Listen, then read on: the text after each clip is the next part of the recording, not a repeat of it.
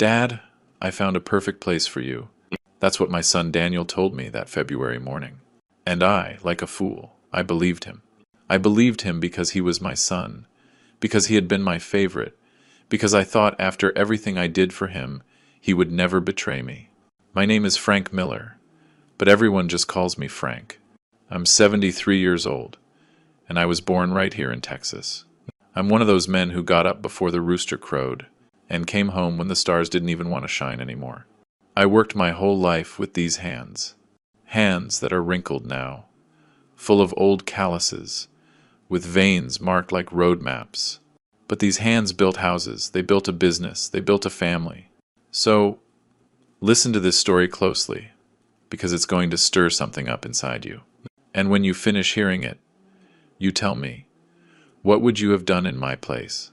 Oh, and share this with anyone who needs to hear it. And tell me, what city are you listening from? Daniel arrived that morning driving a new truck, a black Ram, all shiny. I was in the yard, watering my Lucy's plants. She died 3 years ago, but I kept caring for her red geraniums as if she were still here to see them bloom. Every morning I talked to them. I told them things. I know it sounds crazy, but it was my way of keeping her close. Dad, we need to talk. He said it getting out of the truck, wearing expensive sunglasses. He had on a designer shirt, one of those that cost what I used to earn in a week on a construction site. What's wrong, son? I asked, turning off the hose. I dried my hands on my pants and walked toward him. He sat in the plastic chair under the mango tree. I sat across from him on the little stool where Lucy used to sit and snap beans. I could see my reflection in those damned sunglasses, but I couldn't see his eyes. A man who won't look you in the eyes when he talks to you. He's hiding something. Dad, you can't keep living here alone. He started with that soft, slow voice, like he was explaining something to a little kid. This house is too big for you. The stairs are dangerous. What if you fall? What if you have a heart attack and nobody finds you until the next day? I'm fine, Daniel. I go up and down those stairs every day without a problem. And I have Linda, my neighbor. She always checks on me. No, Dad, listen to me. He interrupted me, raising his hand like he was stopping traffic. I already spoke with Michael and with Sarah. All three of us agree. I found a perfect place for you. Clean, safe, with nurses 24 hours a day. With people your age, so you won't be alone. You'll be well cared for. You'll have activities, hot food 3 times a day. I felt something get stuck in my throat, like when you swallow a piece of dry tortilla without water. A nursing home? No, Dad. It's a retirement home. It's different. It's modern. It has gardens, cable, TV, even internet, if you need it. It's what's best for you at this point in your life. I stared at him. I tried to find the boy I used to carry on my shoulders when we went to the state fair. The teenager who cried in my arms when he broke up with his first girlfriend. That Veronica who drove him crazy. The man who hugged me crying the day we buried his mother, saying, I don't know what I'm going to do without her, Dad. But I couldn't find him. That Daniel wasn't there anymore. In his place was a stranger with an expensive shirt and a gold watch. Daniel, I don't want to go to any nursing home. This is my house. Everything Retirement home, Dad. And, look, this isn't up for discussion. I already sold the house. Those words hit like a bolt of lightning. I felt the floor move beneath me. What? What did you say? I sold the house. Well, technically the house has been in my name since Mom died. Remember? You gave me power of attorney to handle everything, because you said you were tired of dealing with banks and lawyers, that you didn't understand that paperwork. It was true. I had done that, after Lucy passed. I didn't want to know anything about paperwork, signatures, deeds. Those things gave me a headache. She was always the one who handled the bills, the important papers. When she died, I just wanted to rest. I trusted Daniel. I gave him power over everything, because he was my son, because I thought he would never hurt me. Daniel, this is my house. I lived here with your mother for 45 years. You were born here. Michael was born here. Sarah was born here. All my life's memories are here. The living room where your mom used to knit. The dining room where we all ate together. The room where... Dad. They're just memories. He cut me off. His voice no longer soft. It was starting to sound impatient. You need to think about what's practical, not be sentimental. I sold the house for a good price, a very good price. I'm going to invest that money for you, for your future, for your medical expenses when you need them. I don't need you to invest anything. I have my pension. I have my savings from the business I sold. I have enough to live comfortably here in my house until God calls me. Dad. His voice turned hard as cement. It's already decided. The new owners signed the papers next Tuesday. I've already paid 3 months in advance at the Street Francis retirement home. Everything is arranged. Everything is ready. I stood up from the chair. My legs were shaking, but I stood firm. I'm not going anywhere, Daniel. This is my house, and I'm not. It's not your house anymore, he shouted, standing up too. He took off the glasses, and I could finally see his eyes. They were like black stones, cold, lifeless. Did you hear me, Dad? It's not your house anymore. It's in my name. Legally, it belongs to me. And I already sold it. I already signed the contract. I already received the money. Period. Case closed. We stood there, facing each other. Me, searching for my son in those strange eyes. Him, looking at me like I was a piece of old furniture to be thrown in the trash. Why, Daniel? I could barely whisper. Why are you doing this to me? He sighed deeply, as if I was the one being stubborn, difficult, irrational. I'm not doing anything bad, Dad. I'm taking care of you. You're old. You can't be alone anymore. You need professional supervision. And I have my life, my wife, my kids, my business. I can't be coming over all the time to see if you're okay or if you forgot to take your pills. I've never asked you to come. You don't even visit that often. Exactly. That's why it's better for you to be somewhere you can be watched all the time. He put his hand on my shoulder. A gesture that might have been loving, if not for everything he had just said. I'm coming for you on Monday at 9 in the morning. Pack only what's necessary. Clothes for a week. Your documents. Your medicines. I'll take care of selling or giving away the rest. The rest? The furniture your mom and I bought? Piece by piece? The photos? Your mom's sewing machine? Her things? Dad. They're just things. Old things. You won't have room for any of that at the retirement home. Your room is small. It only fits a bed, a nightstand, a closet. We have to be practical. He put his sunglasses back on. He walked toward his gleaming truck. That truck he probably bought with the down payment from the sale of my house, of my life, of my memories. Before getting in, he turned one last time. Oh, and Dad, don't make a drama out of this, okay? This is what's best for you. You'll see. You'll get used to it. All old people resist at first, but then they even end up liking it. He started the engine. The exhaust let out a loud, arrogant roar. He drove off, kicking up dust on the dirt road. I just stood there in the yard, among Lucy's plants, among the memories of my entire life, watching that black truck disappear around the corner. I didn't cry. Men of my generation, we learned not to cry, but I felt something worse than tears. I felt an emptiness in my chest, a cold hole where the pride of being a father used to be. I sat down slowly in the plastic chair. My legs wouldn't hold me upright. I looked at the garden I tended to every day, the house I painted 3 times with my own hands, the windows I fixed when they broke in the earthquake of '95, the door I varnished every year so it wouldn't rot. None of it was mine anymore. My son had taken it from me. My son, the one I carried in my arms as a baby, the one I taught to ride a bike, the one I carried on my back when he got pneumonia and we had no money for a taxi to the hospital. The one whose college I paid for by selling the land my father had left me. That son had just stabbed me in the back. And the worst part is, he did it while looking me in the eyes. Well, when he finally took off the glasses, I stayed sitting there. I don't know for how long. The sun moved across the sky, The shadows from the mango tree shifted.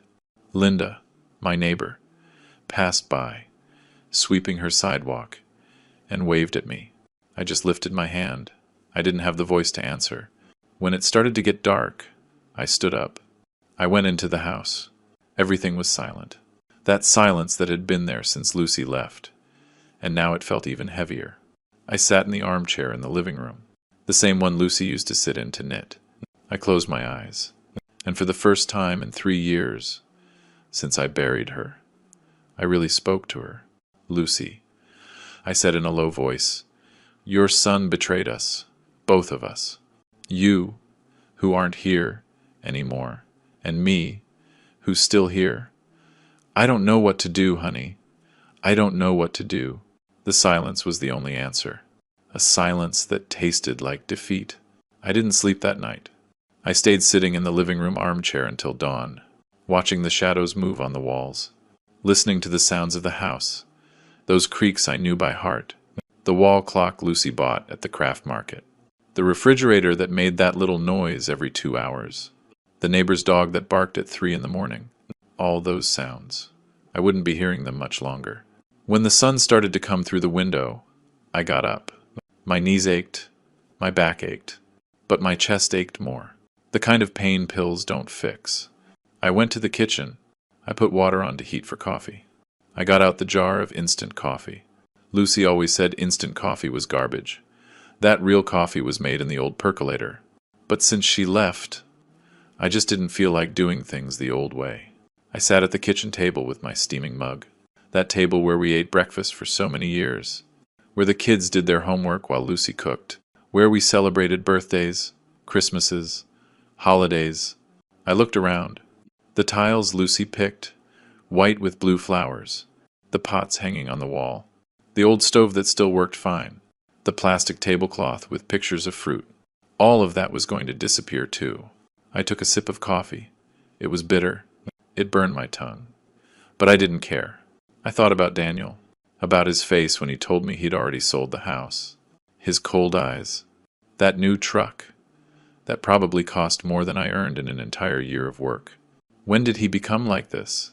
I tried to remember. I searched my memory for the exact moment my son changed.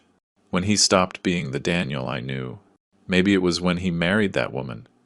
Gabriella, a city woman. Educated, from a wealthy family. I remember the wedding. It was in an elegant ballroom. I felt out of place in my borrowed suit. Lucy made a huge effort to buy a new dress. Daniel barely spoke to us that day. He was busy with the important guests. Or maybe it was before that, when he went to study in Chicago. When he came back, talking different, dressing different, looking at our neighborhood like it was something he was ashamed of. Or maybe he was always like this, and I just didn't want to see it. I finished the coffee. I stared at the bottom of the mug, the clumps of instant coffee that didn't dissolve. I stood up. I had to do something. I couldn't just sit here waiting for Monday, waiting for Daniel to come for me like someone picking up the trash. I went up the stairs. Each step reminded me of what Daniel had said. The stairs are dangerous. As if I were an invalid. As if I hadn't gone up and down these stairs thousands of times in 45 years. I went into the room that had been mine and Lucy's. The bed still had the sheets she picked out. Purple flowers. She said they reminded her of the jacaranda trees. The dresser with its mirror. Her brushes. Still there. Her hand cream. Her rosary. Hanging on the corner. I hadn't touched anything since she died. I opened the closet. Her dresses were there. They smelled like her. Like that cheap lavender perfume she loved. I ran my hand over the fabrics. I remembered every dress. The blue one she wore to Sarah's wedding. The black one from her mother's funeral. The floral one she wore to church on Sundays. Daniel said to pack only what was necessary, that he would sell or give away the rest. Lucy's dresses, her shoes, her things. It would all end up in the hands of strangers, or in the trash. I closed the closet. I couldn't look anymore. I went downstairs again. I went to the living room. I stood in front of the shelf where the photos were. Photos of a whole life. My wedding day. Lucy in her white dress. Her cousin loaned it to her. Me in my only suit, skinny as a rail. with that mustache I thought made me look older. The kids as babies. Michael in Lucy's arms. Sarah learning to walk. Daniel at his first communion, with his white suit and that crooked-toothed smile. Photos of birthdays, of trips to the lake, of Christmases, of graduations. All of that meant nothing to Daniel. I picked up a photo. It was of Daniel when he was about 10. We were at the park. I was carrying him on my shoulders. We were both laughing. Him with a popsicle in his hand. Me with my plaid shirt that I liked so much. I remembered that day. It had been a Sunday. I had worked all week. I was tired. But Daniel begged me to take him to the park. "Come on, Dad, take me out." And I took him. Because he was my son. Because seeing him happy made me happy. Was that boy in the photo the same man who told me yesterday that he had sold my house? It couldn't be. I put the photo back. I sat down in the armchair again. Outside, life went on. Linda, my neighbor, going to the market. Stephen, walking with his cane. Kids running to school. Life was normal for everyone, except for me. I looked at the phone. It was on the little table. An old phone. The kind nobody really uses anymore. Lucy had bought it years ago. She said it was important to have a phone in the house, just in case. I thought about calling Michael. He lived in Houston, worked in a factory. He hadn't been home in years. He always said he couldn't. The work, the papers, the money. But he called me often, asked how I was, sent me dollars for Christmas. Did Michael know what Daniel was planning to do? Daniel said he had spoken with him and Sarah, that they all agreed. Was that true? I thought about calling Sarah. She lived here in the city, married to a teacher. They had 2 daughters. Sarah did come to see me. Not much. But she came. She brought me tamales. She helped me clean the house. She took me to the doctor when I had an appointment. Did Sarah also think I should be in a nursing home? I didn't call them. I didn't want to hear their voices telling me Daniel was right, that it was for the best, that I was too old to live alone. The phone rang. It startled me. I watched it ring and ring. I answered, "Hello? Dad, it's me, Sarah." Her voice sounded strange, tight. "Hi, honey." "Dad." Daniel called me. He told me about the retirement home. "Oh, Dad, I didn't know he was going to sell the house, I swear. He told me he was just going to look at options, that he was going to talk to you first, that he was going to convince you slowly. I didn't know he had already signed papers." I felt something in my chest, a little bit of relief. So Sarah wasn't in on it. And Michael? Michael didn't know either. I told Daniel to call him, to explain. But you know how your brother is. He's far away. He doesn't really know how things are here. So it's not true that you all agreed. No, Dad, I don't agree, but she was quiet for a moment. But legally, Daniel can do whatever he wants. The house is in his name. The power of attorney you gave him is very broad. It says he can make decisions for you. But he shouldn't be able to sell my house without asking me.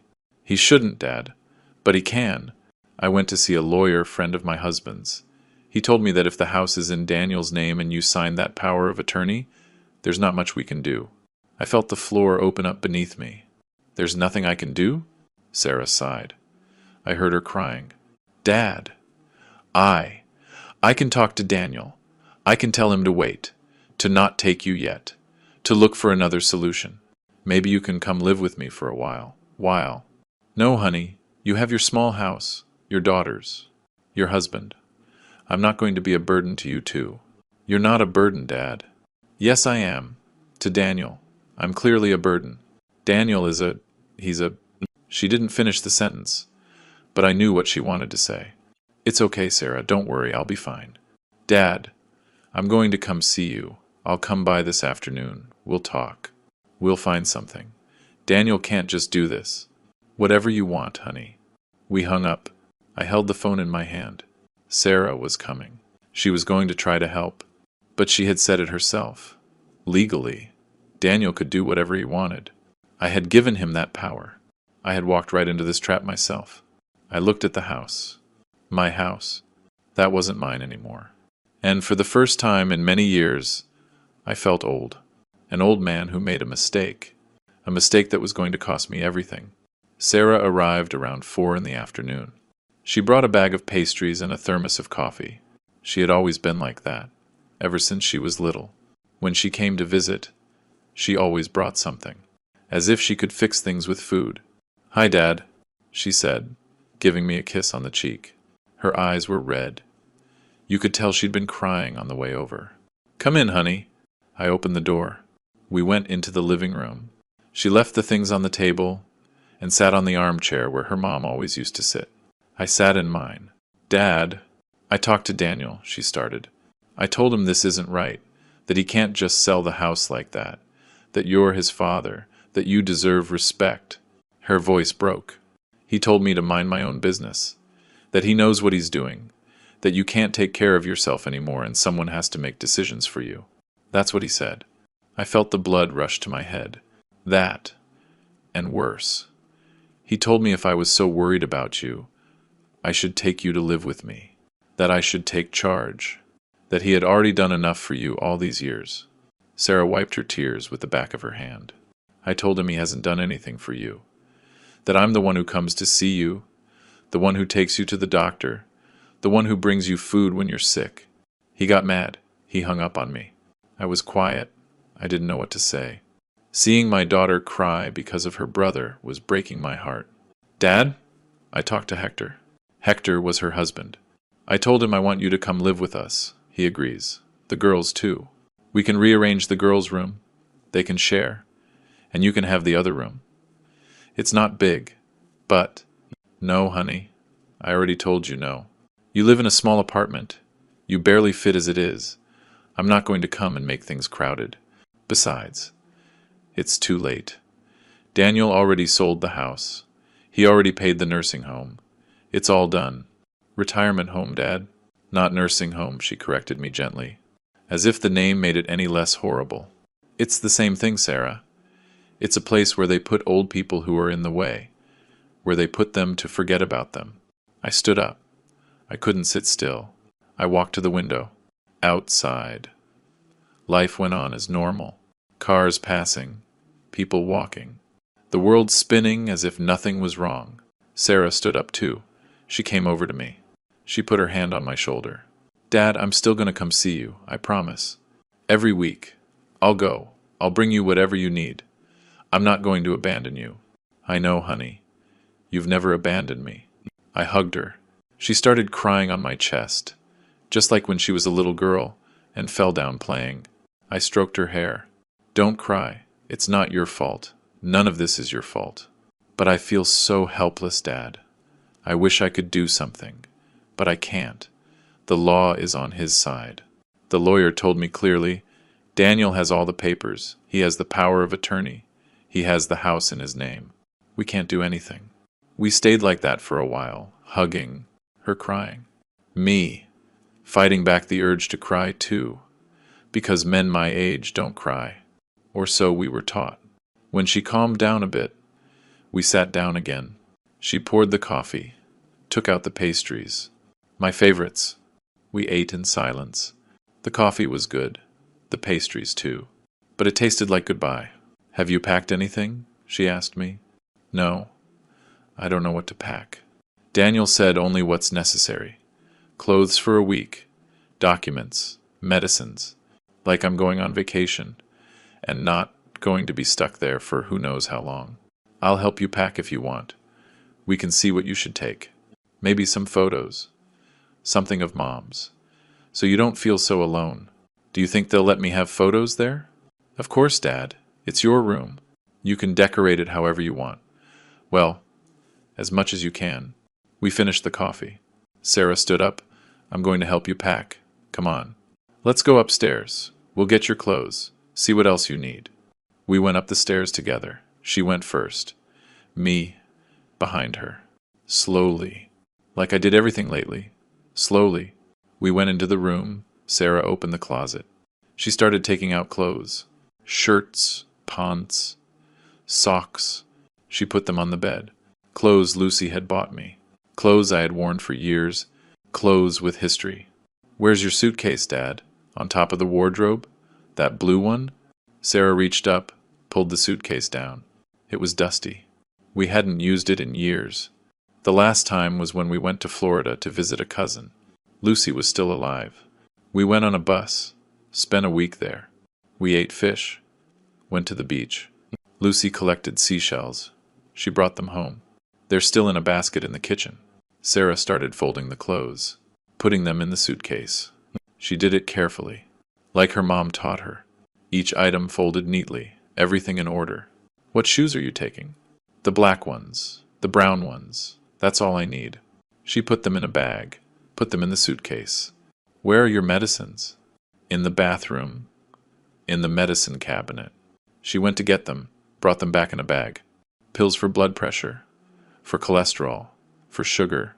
Pills that kept me alive, but sometimes made me wonder why I should stay alive, if everything was ending. Sarah kept packing. She took documents out of a drawer. My birth certificate, my ID, my insurance card. She put them in an envelope. Photos? She asked, looking at me. Grab whichever ones you want. She went downstairs. I just stood there, watching the suitcase fill up, watching my life get reduced to a dusty blue suitcase. Sarah came back with a handful of photos, the ones from the shelf in the living room. She put them carefully in the envelope with the documents. Something of Mom's? I opened the drawer of Lucy's dresser. I took out her rosary, the one she used every day, the beads worn smooth from so much prayer. I gave it to Sarah. She packed it with the photos. That's it, Dad. You have everything you need. I looked at the suitcase. That was it. 73 years of life, reduced to a suitcase that wasn't even full. Sarah closed the suitcase. She lifted it off the bed, left it by the door. I'll come by early on Monday, before Daniel, to be with you when he arrives. Okay? Okay, honey. We went downstairs. Sarah gathered her things. The thermos, the bag of pastries we didn't finish. At the door, she hugged me again.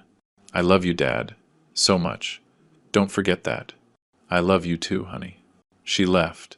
I watched her walk to her old car. Started. Drive away. The house was silent again. That silence that got heavier and heavier. 3 days until Monday. 3 days until Daniel came for me.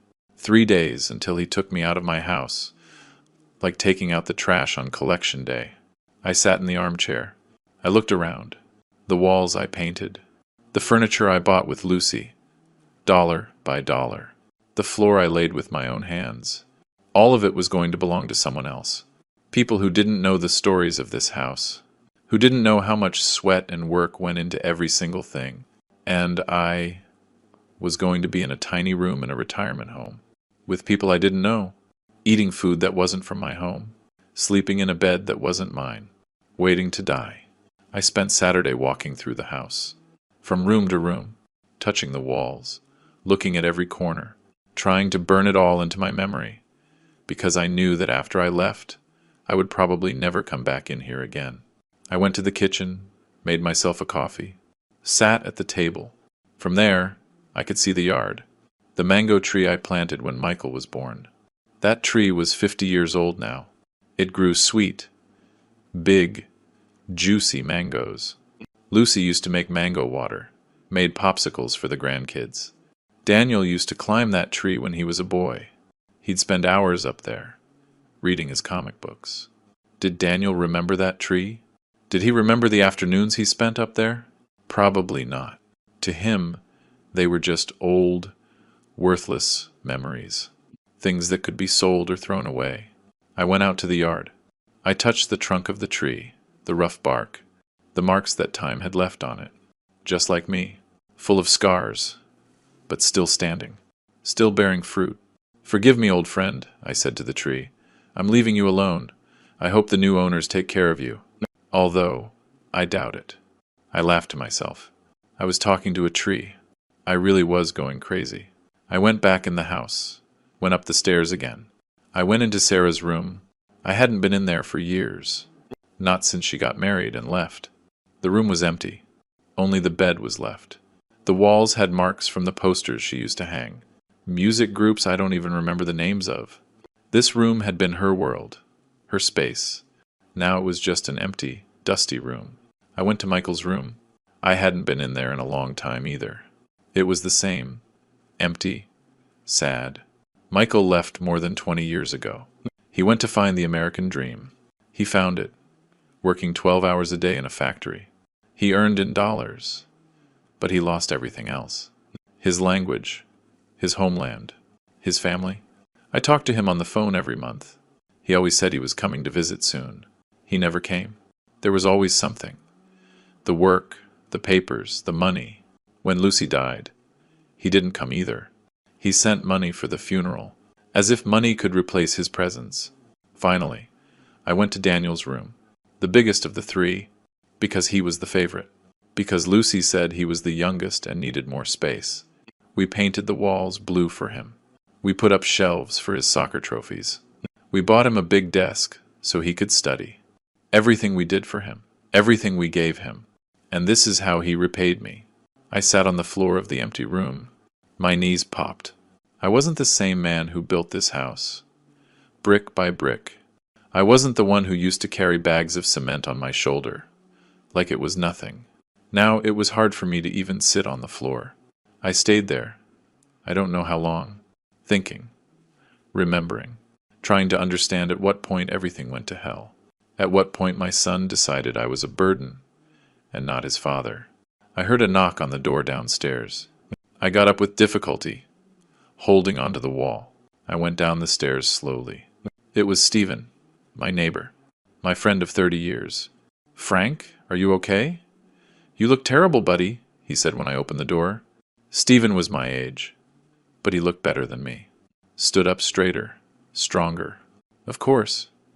He didn't have kids betraying him. "Come in, Stephen. Come in." We went into the living room. He sat in the guest chair. I sat in mine. "Sarah came to see me yesterday," he said. "She told me what Daniel did." "I can't believe it, Frank. I just can't believe it." "Well, believe it. On Monday. He's kicking me out. But this is your house. He can't just sell it like that." "He can. It's in his name. I gave him power of attorney over everything. I was an idiot, Stephen. An idiot who trusted his son." Stephen shook his head. "And there's no way to stop this?" "I was a lawyer, Frank. Even though I'm retired, something must be done." Sarah went to a lawyer. He told her there's nothing to do. The papers are in order. Daniel has every legal right. Legal right? Yes. But moral right? No. This isn't right. You don't do this to a father. Well, he did it. And here I am, packed and ready to go. Stephen was quiet for a moment. I saw him thinking. I knew that look. I'd seen it many times when he was solving problems for the neighbors, when he gave legal advice at the corner store. It was his lawyer face. "Frank, let me look at the papers. The power of attorney you signed. The deeds. Everything. Maybe I can find something. Some mistake. Some irregularity. It's all signed, Stephen. He already sold the house. Already got the money. But let me check anyway. Please, you lose nothing by letting me look at the documents." I didn't really want to. I didn't have any hope, but Stephen was my friend. If he wanted to help, let him try. They're in the drawer of the cabinet, the brown folder. He got up, went for the folder. He opened it right there on the living room table. Took out his glasses, the ones he used for reading. He started to review the papers. I watched him read, turn the pages, frown, make those noises people make when they're reading complicated things. "When did you sign this?" he asked, pointing to a paper. 3 years ago, when Lucy died, Daniel told me it was to make things easier, so I wouldn't have to go to the bank, the notary, and those places. That he would take care of everything. And you believed him. He's my son. Why wouldn't I believe him? Stephen kept reading. It took him about half an hour. I just watched him. I didn't know what he was looking for. I didn't know if he would find anything. Finally, he closed the folder. He took off his glasses. He looked at me with a serious face. "Frank, this power of attorney is very broad. Too broad. You gave Daniel total control over everything. Your house, your accounts, your decision. You practically gave him your life. I know. I realize that now. Too late, but I realize it. But there's something strange here. He opened the folder again, took out a paper. Look, the deed to the house. It says the house was transferred to Daniel's name 3 years ago. But there's a clause, a life estate clause. What's that? It means that even though the house is in Daniel's name, you have the right to live here until you die. It's your right. No one can kick you out, not even the legal owner of the property. I felt something in my chest, like a spark, like when you're trying to light a damp match and it finally catches. Are you sure? Absolutely sure. It's right here, in the deed. Registered with a notary. It's legal. It's binding. But Daniel already sold the house. It doesn't matter. The life estate passes to the new owner. You have the right to stay here. Daniel cannot kick you out. And if he already sold the house without mentioning this to the buyers, he's in very big legal trouble. It could be fraud, concealment. The buyers can sue. They can cancel the sale. The spark became a fire. A small fire, but a fire nonetheless. So, I don't have to leave? You don't have to leave. What's more, I'm going to call the notary who drew up this deed. I'm going to confirm everything. But Frank, this changes everything. Daniel lied to you. Or he didn't read the papers. Or he thought you would never find out. I just sat there, processing what I had just heard. There was a way out. There was a way to fight. For the first time in days, I felt like not all was lost. Stephen left, promising he would talk to the notary first thing Monday morning, that he would confirm everything, that I shouldn't worry. But I was worried, because it was one thing to have a piece of paper that said I had rights, and it was a very different thing to confront Daniel, my own son. I didn't sleep well that night either. I tossed and turned, thinking about what Stephen had discovered, that life estate clause. Lucy had insisted on putting it in, I remembered now. When we went to the notary to fix the papers after she got sick, she told the lawyer, I want my husband to be able to live in this house until he dies. I don't care whose name is on it. The notary wrote it down. We put it in the deed. Daniel signed. He agreed. Or he just signed without reading. Or he read it and thought I would never find out. Or he just didn't give a damn, because he was going to do what he wanted anyway. I don't know which was worse. Sunday dawned cloudy, as if even the sky knew a storm was coming. I got up early, took a shower, put on clean clothes. A plaid shirt Lucy gave me for my birthday 5 years ago. A pair of dress pants I hardly ever wore. If I was going to face Daniel, I was going to do it well dressed. With dignity. I went down to the kitchen, made coffee, some scrambled eggs, toast. I ate slowly, savoring every bite, because I didn't know if it would be my last peaceful meal, or the first of many more in my own home. Around 10 in the morning, there was a knock. It was Sarah. Dad, I came to be with you. I don't want you to be alone when Daniel arrives, she said, coming in. She looked like she hadn't slept well either. Puffy eyes, hair pulled back in a hurry. Thanks, honey. But things aren't going to happen the way you think. What do you mean? I told her what Stephen had found. The clause. The life estate. Her eyes got wider and wider as I spoke. Is that true, Dad? It's really in the papers? That's what Stephen says. And he was a lawyer. He knows about these things. Then you don't have to leave. Daniel can't kick you out. He can't. But he's coming anyway. And I have to tell him. Sarah sat on the armchair. She looked confused, part relieved, part worried. How do you think he'll react? I don't know, honey. But however he reacts, I have to face him. I have to stop him. I've had enough of him doing whatever he wants with me. We waited. Sarah went to make fresh coffee. I sat in the living room, watching the wall clock, listening to the tick-tock. With every second that passed, I felt my heart beat stronger. At 11:30, he arrived. We heard the truck park outside, the door slam, the footsteps on the gravel path. The doorbell rang. Sarah looked at me. Want me to get it? No, I'll get it. I stood up, walked to the door, took a deep breath, opened it. There was Daniel, with his sunglasses, his expensive shirt, his gold watch, his face like he was here to run an annoying errand. "Good morning, Dad. I'm here for you.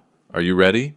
He spoke to me like I was a little kid, with that sweet voice that made me angrier than if he had yelled. "I'm not going anywhere, Daniel." He took off his glasses, looked at me. He's confused. "What do you mean? We agreed on today."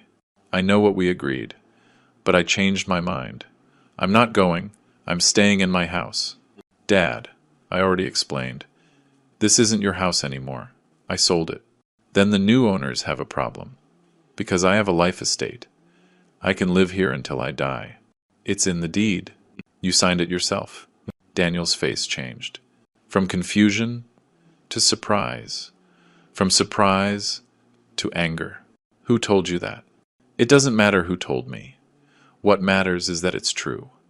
Your mother put it in the papers when we did the transfer. You signed it. You agreed to it." "Dad, that was 3 years ago. Things changed. You changed. You can't." "I haven't changed at all. I'm still the same. The one who changed was you. The one who became an ungrateful son was you." Daniel clenched his jaw. He walked into the house without an invitation. Sarah was standing in the living room entrance. "Oh, I see. You told him, didn't you?" he said to Sarah, with venom in his voice. "You stuck your nose where it doesn't belong." "I didn't tell him anything," Sarah answered firmly. "But even if I had, what's the problem? That Dad knows his rights? That he knows you were trying to trick him?"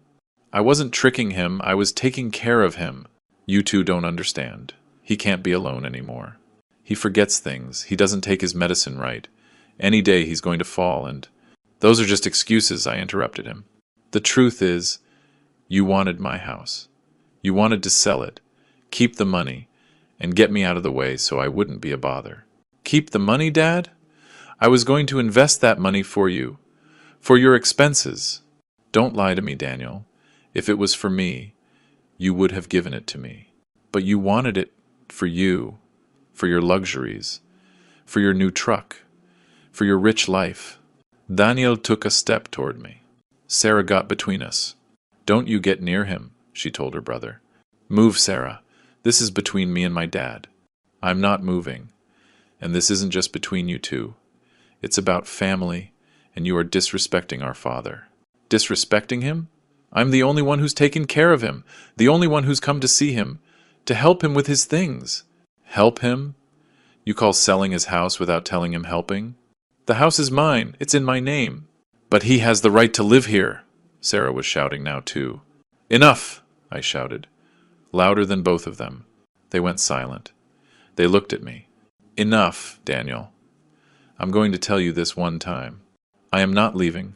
I am staying in my house. If you sold the house, that's your problem. You fix it. Give the money back. Cancel the sale. Do whatever you have to do. But I am not moving from here." Daniel looked at me with pure hatred. A hatred I had never seen in his eyes, not even when he was a kid, and I scolded him. "You know what, Dad? Fine. Do whatever you want. Stay in your damn old house. But don't come looking for me when you need something. Don't call me. Don't ask me for help. As far as I'm concerned, you no longer have a son. If that's how you want it, fine.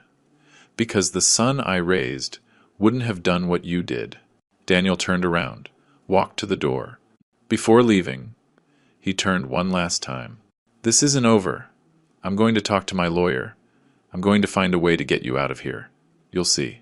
He left. The truck started with a roar. He sped off, making noise, leaving smoke. I just stood there. Sarah hugged me. "You did good, Dad. You did real good." But I didn't feel good. I felt empty. I had just lost my son. Well, my son had already lost me a long time ago. I had just realized it. I sat in the armchair. Sarah sat next to me. "What now, Dad?" "I don't know, honey. I don't know." But I knew one thing. Daniel was going to make good on his threat.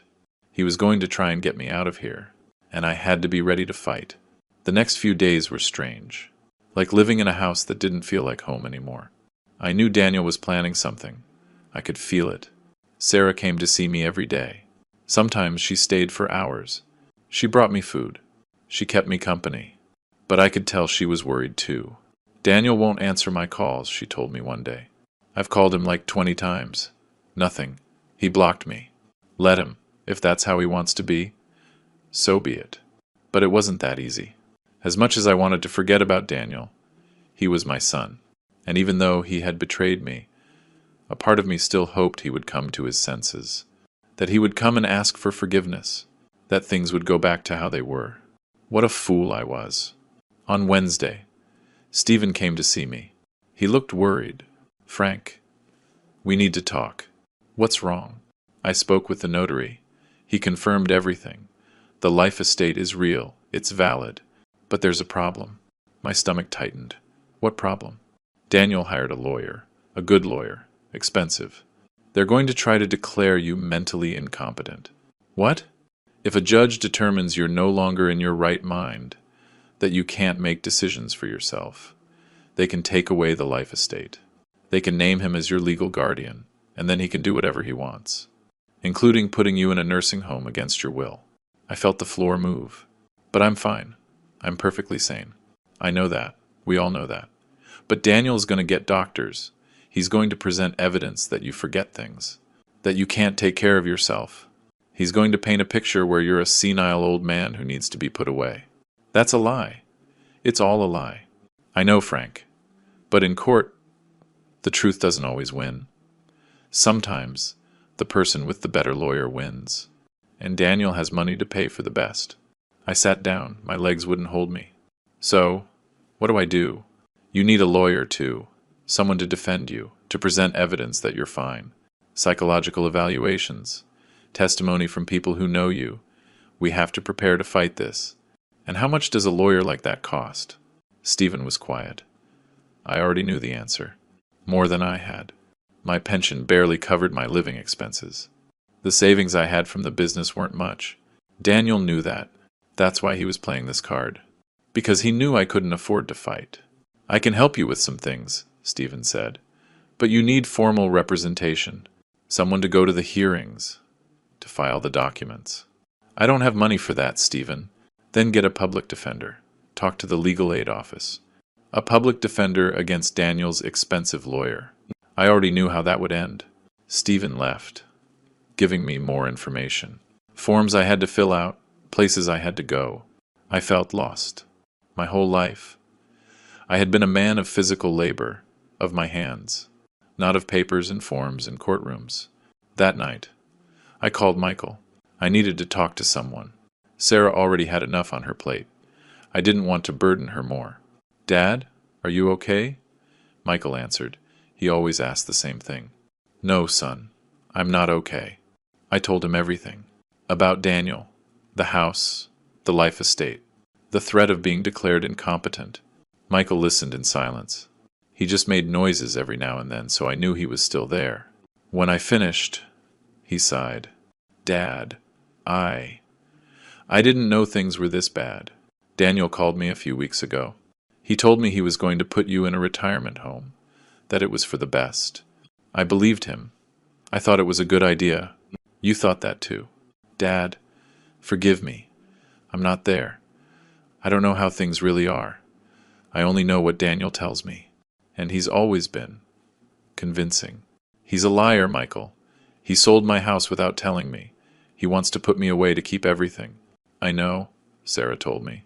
Dad, I want to help you. I really do. But I'm far away. And I don't have much money. I'm working 2 jobs to support my family. I can't. I'm not asking for money, son. I just wanted to talk. I just wanted you to know the truth. And what are you going to do? Fight? As long as I have strength, I'm going to fight. Dad, be careful. When Daniel gets stubborn, he's dangerous. He's always been that way. Since he was a kid. You know that. It was true. Daniel was a stubborn kid. When he wanted something, he didn't stop until he got it. He'd cry, scream, throw tantrums. And Lucy. She always gave him what he wanted. He's the youngest, she'd say. Leave him be. I'd tell her she was spoiling him. She'd say I was too hard on him. In the end, Daniel always won. And now, Daniel was a man, with power, with money, with lawyers, and he still wanted to win, no matter who he had to crush. I'll be careful, Michael. Thanks for listening. Dad, if you need anything, anything at all, call me. I'll find a way to help. Okay, son. Take care. I hung up. I held the phone, watching the screen go dark. I had 2 children who loved me, Sarah and Michael. But Sarah could barely handle her own life, and Michael was thousands of miles away.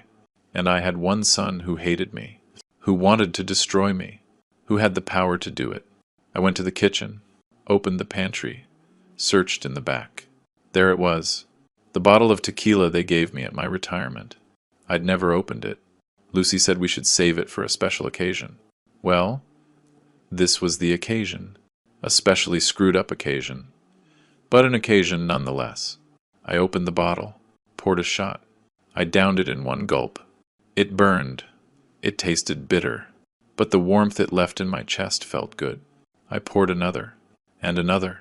I wasn't a drinking man, but tonight I needed something to help me sleep, something to make me forget, even for a few hours.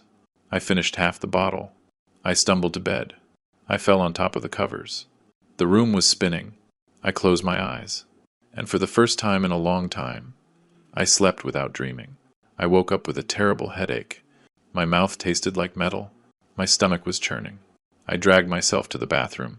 I saw myself in the mirror, an old man with red eyes, hair sticking up, unshaven. I looked pathetic. Is this what you want to be? I said to myself in the mirror. A drunk old man who gives up? Lucy would have smacked me on the head. She always said problems aren't solved with a bottle, that you have to face them with a clear head and a strong heart.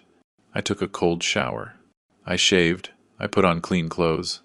I went down to the kitchen and made a strong coffee, with 2 aspirins. I needed to think clearly. Daniel had a lawyer. He had money. He had a plan. What did I have?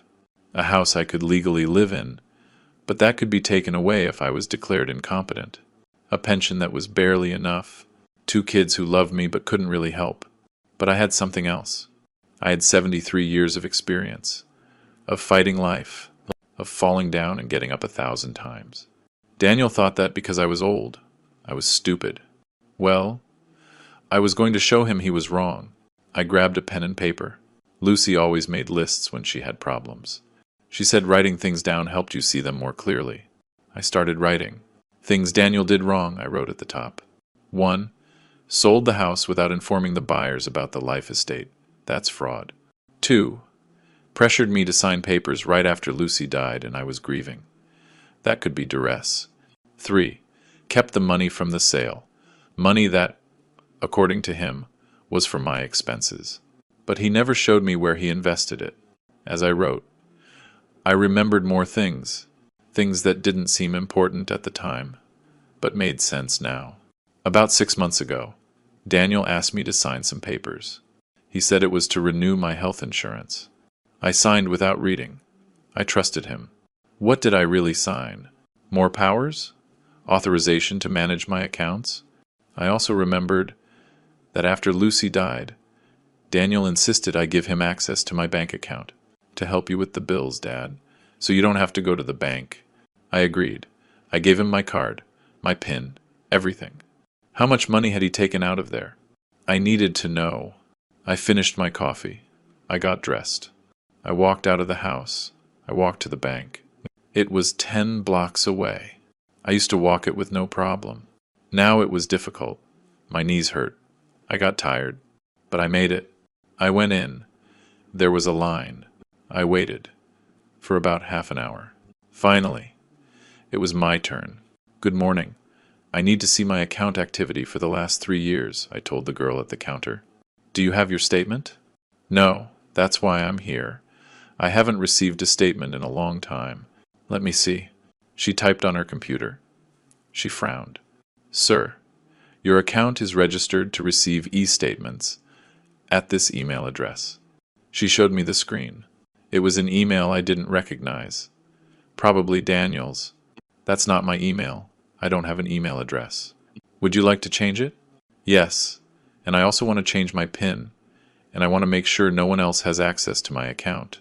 The girl looked at me with pity. She probably saw a lot of cases like mine. Old people whose kids were stealing from them, little by little. "I need you to fill out these forms." She gave me papers. I filled them out. It took time, but I filled them out, letter by letter, with my shaky but firm hand. When I finished, she made changes on the computer. She gave me a paper. "Here is the summary of your transactions for the last 3 years, sir." I grabbed it. I started reading. With every line I read, I felt my blood boil. Withdrawals. Lots of withdrawals. $500. 1,000. 2,000. Almost every month. In 3 years. Daniel had taken over $40,000 from my account. $40,000 that were mine. That I had saved by working. That were for my old age. For my expenses. For emergencies. Daniel had stolen from me. There was no other word for it. He had stolen from me, while telling me he was taking care of me. "Sir, are you okay?" the girl asked. "Yes, thank you. I need a copy of this." She gave me 3 copies. I folded them, put them in my pocket. I walked out of the bank. The sun was beating down, but I didn't feel it. I only felt rage. A cold, calculating rage. I walked to Stephen's house. I knocked. He opened the door. "Frank, what's wrong?" "You look. I have evidence. Daniel robbed me. I have the bank papers." Stephen's eyes went wide. Come on, quick." We went inside. I showed him the papers. He read them carefully, with his lawyer face. "This is bad, Frank. Very bad. If he only had access to your account to help with bills. But he kept the money for personal use. That's embezzlement. It's a crime. Can I sue him?" "You can, and you should. This changes everything. This isn't just a civil problem about a life estate anymore. This is criminal. He could go to jail." I felt something in my chest. It wasn't joy. It was justice. Pure, hard justice. What do I have to do? First, we go to a criminal lawyer, someone who knows these cases. Second, we file a formal complaint with the district attorney. Third, we present all this evidence, the bank statements, the withdrawals, everything. And will that stop his plan to declare me incompetent? More than that. When a judge sees that Daniel is stealing from you, manipulating you, using his power for his own benefit, there is no way they will grant him guardianship. On the contrary, they'll investigate him. For the first time in weeks, I smiled. A small, but real smile. "Do you know a criminal lawyer?" "I know the best. His name is Mr. Morales. He's tough. He doesn't mess around. And he hates kids who abuse their parents. He had a similar case years ago. He won." "How much does he charge?" "Let me talk to him. I'll tell him your situation. See if we can work something out." Stephen took out his phone. He dialed. He spoke to someone. Explained my case. He listened. He nodded. "He says he can see you tomorrow at 10 in the morning. At his office. I'll be there." I left Stephen's house with a firmer step, with a clearer head, with a purpose. Daniel wanted to play dirty. Well, we were both going to play dirty, but I had something he didn't. I had the truth on my side, and the truth, sooner or later, always wins. The next day, I got up early.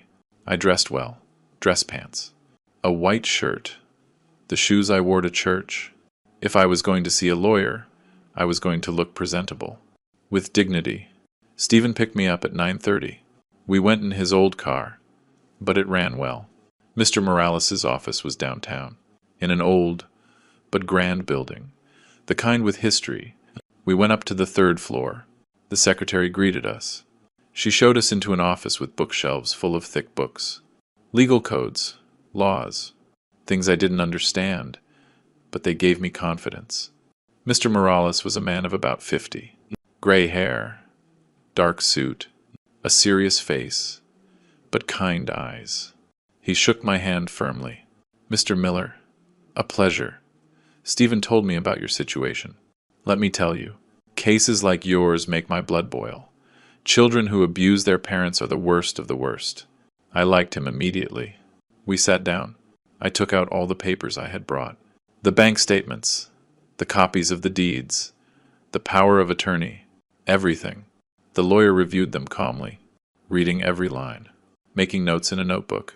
After about 20 minutes, he looked up. Mr. Miller, there are several crimes here.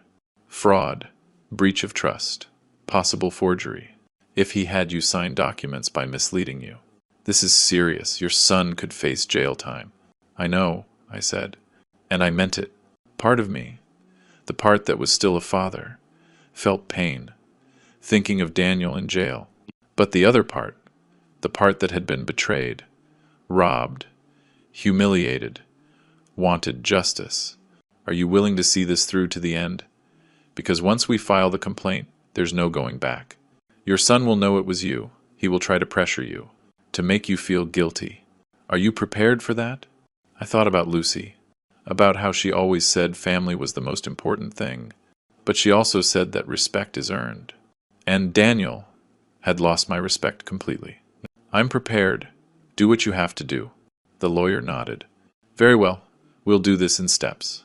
First, today, we go to the district attorney's office. We file the formal complaint.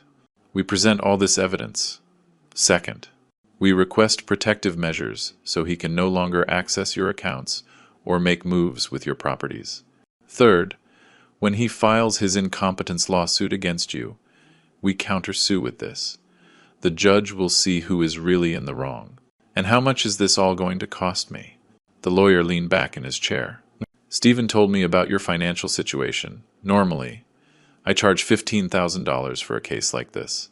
But I'm going to make an exception. You'll pay me $5,000, $2,000 now, and $3,000 when we win. Because we are going to win. $5,000? It was money I had, from what was left of my savings, after what Daniel stole. But if it bought me justice, it was worth every penny. I accept. He took out a contract. We signed it. I gave him a check for $2,000. Stephen was the witness.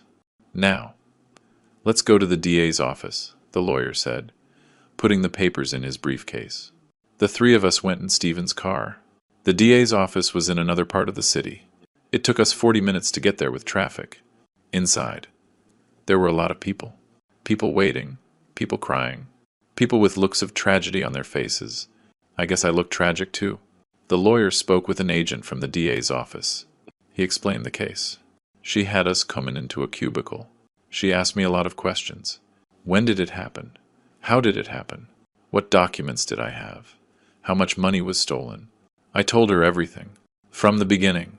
From when Lucy died and I gave Daniel the power of attorney. From when he started taking money. From when he told me he sold the house. Everything. She typed on her computer. Typed fast. When I finished, she printed several papers. Mr. Miller, I am filing a complaint for fraud and breach of trust against Daniel Miller. With the evidence you've presented, there are sufficient grounds to open an investigation. We will call him in for questioning. We will review his bank accounts. We will see where that money went. I signed the complaint, with a shaky hand, but a firm decision. How long does this take? I asked. It depends. It could be weeks. It could be months. But with the evidence you have, the case is solid. We left the DA's office. It was almost 3 in the afternoon. I hadn't eaten. My stomach was growling, but I felt something stronger than hunger. I felt like I was finally doing something, that I wasn't a victim, that I was a man fighting for what was his. Stephen invited us to get tacos. We went to a stand he knew. I ate 3 pork tacos. They were good. They tasted like victory. Small, but victory. Now what? I asked the lawyer as we ate. Now we wait. In a few days, Daniel will be notified that there's a complaint against him. That's when it's going to get good. He will come looking for you. He will try to get you to drop the complaint. He'll promise you things. He'll threaten you. You must not give in. Do you understand? No matter what he says, no matter what he promises, do not drop the complaint. I won't. Good. Because if you drop the complaint, he wins, and you lose everything. We finished eating. Stephen drove me back to my house. The lawyer left in his car. I went into the house. I felt tired, exhausted, but satisfied. I sat in the armchair. I picked up the photo of Lucy from the small table. "Well, honey," I told her. "I did it. I filed the complaint. The fight has started. I don't know how this is going to end, but I'm not going to back down. I promise you." The photo didn't answer, but I felt she was proud. I slept better that night. Still worried, but with a clear conscience. I had done the right thing, even though it hurt, even though it was against my own son. I had done the right thing. And now, all I could do was wait. 5 days passed. 5 days of waiting, of nerves, of wondering if I had done the right thing. Sarah came every day. She brought food, kept me company. I told her what I had done. At first, she was silent. Then she hugged me and cried, "You did the right thing, Dad. Daniel brought this on himself." Michael called, too. I told him. He sighed on the other end of the line. "Dad, I support you, but be careful. Daniel is going to be furious." I knew. I was prepared. Or so I thought. Friday morning, I was drinking coffee in the kitchen when I heard the truck. That powerful engine sound I knew. It parked hard. The door slammed. The footsteps were fast, furious. Someone banged on the door. They didn't knock. They banged, like they wanted to break it down. "Open up, Dad! Open this damn door!" I took a deep breath. I put down my coffee mug. I walked slowly to the door. I opened it. Daniel was there. But it wasn't the Daniel in the suit and expensive glasses. It was a different Daniel. Disheveled, unshaven, with red eyes, with a look of hatred I had never seen. "What did you do, Dad? What the hell did you do?" he shouted, pushing his way in. He had a paper in his hand. He was waving it. "I got a summons. A damn summons from the DA's office. They say you reported me for fraud." "That's right. I did." "Are you crazy?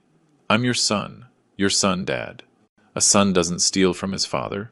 A son doesn't sell his father's house without telling him. A son doesn't try to put him in a nursing home to keep everything." "I didn't steal from you. That money was to be managed, to be invested for you." "Then where is it? Show me where you invested $40,000. Show me the papers, the investments, anything." Daniel was silent. He clenched his jaw. "You can't?" "Of course you can't. Because you spent that money.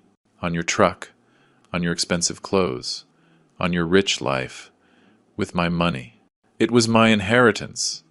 I deserved it. It wasn't your inheritance. It was my savings, from my work, from my life, and I didn't give it to you. You stole it from me." Daniel took a step toward me, threatening. I didn't move. I wasn't afraid of him anymore. Or maybe I was, but I wasn't going to show it. "You are going to drop that complaint. Today, we are going to the DA's office together, and you're going to say it was a misunderstanding, that everything is settled. I'm not dropping anything. Dad, you don't know what you're doing. If this continues, I could go to jail. Do you understand? Jail! Is that what you want? To see your son in jail? I want justice. If that means you go to jail, then you'll go. You're senile. You're crazy. This is exactly why you need to be in a home, so you don't make stupid decisions like this. The only stupid decision I made was trusting you." Daniel looked at me with so much hatred, I thought he was going to hit me. I saw him clench his fists, how he was breathing heavily. But he didn't touch me. He knew if he touched me, it would make everything worse. "You know what, you stubborn old man? Fine, do what you want. But you are going to regret this. I'm going to hire the best lawyer in the state. I'm going to fight this, and I'm going to win. And when I win, I'm going to put you in the worst nursing home I can find, one where Sarah and nobody else can visit you, where you can rot alone. Threaten me all you want, Daniel. You don't scare me anymore. It's not a threat. It's a promise." He turned around, walked to the door. Before leaving, he turned. "One last thing. Mom would be so disappointed in you. Destroying your own family, sending your son to jail. She never would have done that." Those words. They hurt more than all the others. because I knew he was right about one thing. Lucy would have suffered so much through all this. But I also knew Lucy would have been more disappointed in Daniel, in what he had become. Your mother would be disappointed in both of us, in me, for not raising you better, and in you, for becoming this. Daniel left, slamming the door. The house shook. I heard the truck start. The tires squealed. He was gone. I stood there, shaking, not from fear, from anger, from sadness, from everything at once. I went to the armchair. I sat down. My hands were trembling. The phone rang. It was Sarah. "Dad, are you okay? Daniel just called me. He's furious. He told me you reported him, that he could go to jail." "It's true, honey. I reported him." "Dad, I understand why you did it. But be careful. Daniel is out of control. We don't know what he's capable of. He already came. He already threatened me. He already left." "Did he do anything to you? Did he touch you?" "No. He just yelled. Just threatened." "I'm on my way. Give me 20 minutes. "You don't have to, honey. I'm fine." "I'm coming anyway." She hung up. I held the phone in my hand. I looked around the house. My house, that I had fought so hard to keep. My house, that now felt like a battlefield. Had I done the right thing? Or had I just made everything worse? I didn't know, but there was no turning back now. The phone rang again. An unknown number. "Hello? Mr. Frank Miller?" "Yes, this is he." "This is Mr. Morales' office. I'm calling to inform you that Daniel Miller has just filed a legal response. He is countersuing. He claims you have senile dementia, and that the complaint is invalid because you are not mentally competent." There it was. The counterattack. Fast and dirty. And now what happens? The lawyer says not to worry. That we expected this. That you have an appointment tomorrow with a forensic psychologist.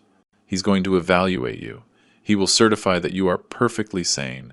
With that, we'll dismantle his argument. "What time?" 10 in the morning, at Dr. Ramirez's office. I'll text you the address. "I'll be there." I hung up. Sarah arrived. She ran in, hugged me. "Dad, everything is going to be okay.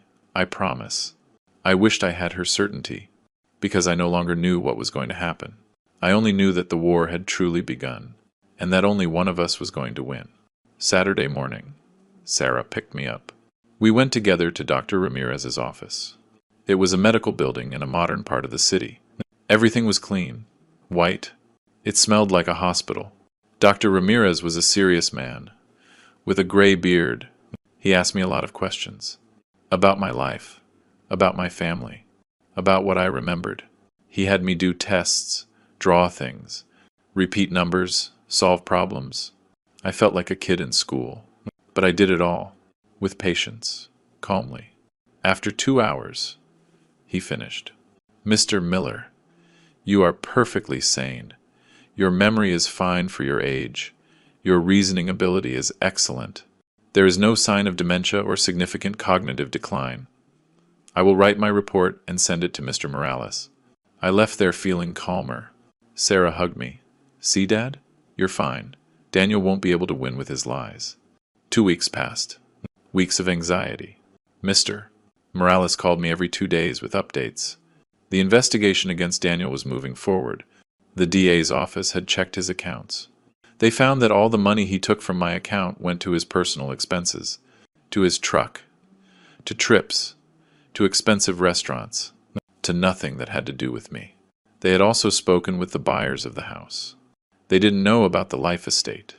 Daniel had never mentioned it. They were furious. They were threatening to sue Daniel for fraud, too. Everything was collapsing for him. And I didn't feel joy. You just felt sad. Sad that my son had come to this. The lawyer called me to his office on a Wednesday.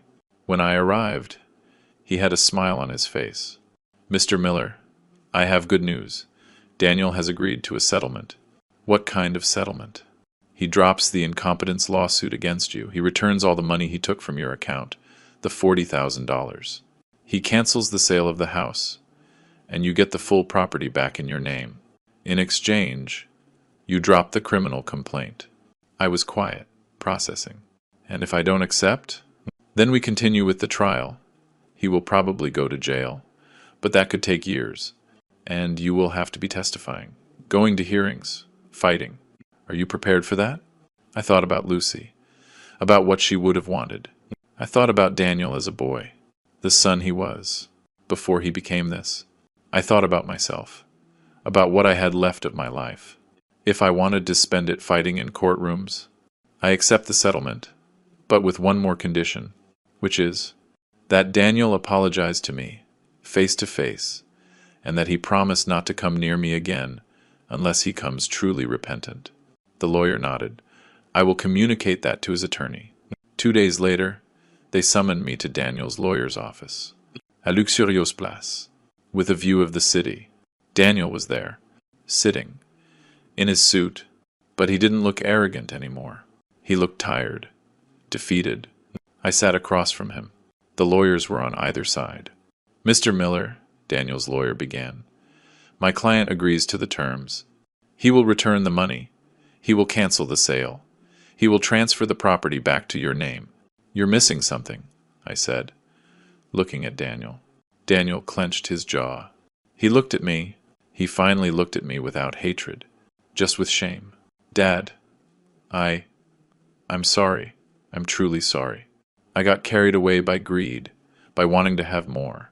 I thought I deserved it, that I had done enough for you two. But I was wrong. It was all wrong. I shouldn't have sold the house. I shouldn't have taken the money. I shouldn't have treated you the way I did. They weren't perfect words, but they sounded sincere, or at least, more sincere than anything he had said to me in months. Are you really sorry? Or are you just sorry you lost? Danielle looked down. Both. I'm sorry because I lost, but I'm also sorry because I know I hurt you. And that's unforgivable. He was right. It was unforgivable. But I also couldn't spend the rest of my life with hate in my heart. I accept your apology, but I don't forgive you. Not yet. Maybe someday. Maybe never. Time will tell. Daniel nodded. He knew he couldn't ask for more. We signed the papers. All the papers. The agreement. The return of the money. The transfer of the house. Everything. When we finished, Daniel stood up. He extended his hand. I looked at it. For a moment, I thought about not taking it, but I took it. A cold, formal handshake. Without love, but without hate. Goodbye, Dad. Goodbye, Daniel. He left. I stayed with Mr. Morales. You did the right thing, Mr. Miller. I hope so. A month passed. The money appeared in my account. The house was back in my name, with new deeds. Clean. No powers of attorney. No tricks. Sarah came to celebrate. She brought a cake, her daughters. We had a little party in the living room. In my living room. In my house. That was now completely mine. Michael called from Houston. He congratulated me, told me he was proud of me. Daniel didn't call. He didn't come. I heard nothing from him. And that was fine. One afternoon, I was in the yard, watering Lucy's plants. The geraniums were blooming. Red. Beautiful. Just how she liked them. You see, honey? I said to the plant, as if she could hear me. I didn't let him. I fought. I won. The house is still ours. And I'm still here, still standing. The wind blew softly. The flowers swayed. And I felt like she was telling me I had done well. I sat in the plastic chair under the mango tree. I looked at my house, the walls I painted, the windows I fixed, the yard I cared for. It was all still there. It was all still mine. I lost a son along the way. That hurt. It hurt every day. But I gained something more important. I gained my dignity. I gained my freedom. I gained the right to live my final years in peace. In my house, with my memories. And that, at the end of the day, was worth more than anything. I closed my eyes. The sun warmed my face. The birds were singing. Life went on. And I was going on too. Still here. Still fighting. Still alive. Because we old folks, we aren't fools. We aren't weak. And when they push us, we push back. With everything we have. And sometimes, just sometimes, we win. And you know what? If someone does something similar to you, if someone betrays you, if someone thinks that just because you're older, you don't count, remember my story. Fight. Don't give up. Because as long as you have breath, you have the right to defend what's yours. Now, you tell me, what would you have done in my place? Would you have stayed quiet? Or would you have fought? And hey, share this story with someone who needs to hear it. And tell me, what city are you listening from? I'd like to know that my story traveled far, that it served a purpose, that someone else learned, that it's never too late for justice.